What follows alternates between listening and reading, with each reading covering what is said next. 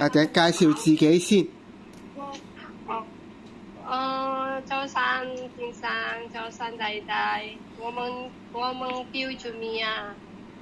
我45歲。我有2個仔女。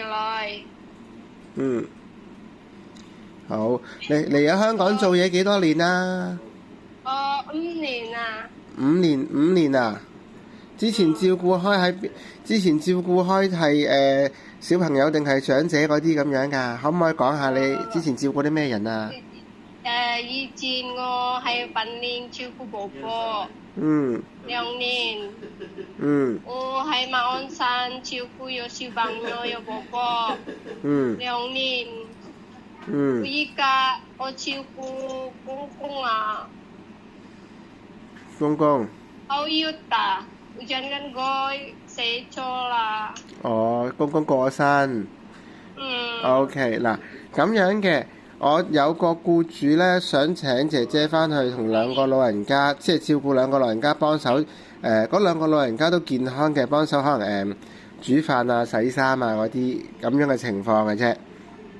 OK， 但係咧佢又想姐姐想姐姐識講廣東話啦，咁就想姐姐學多啲煮餸啦，因為煮餸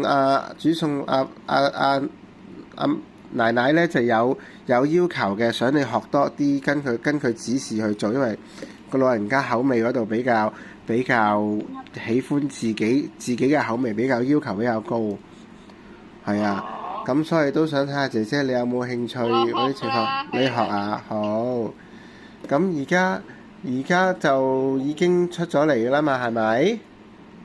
係啊。咁你之前你可唔可以話俾我聽，你而家未學之前你識煮啲乜嘢啊？炒菜啦。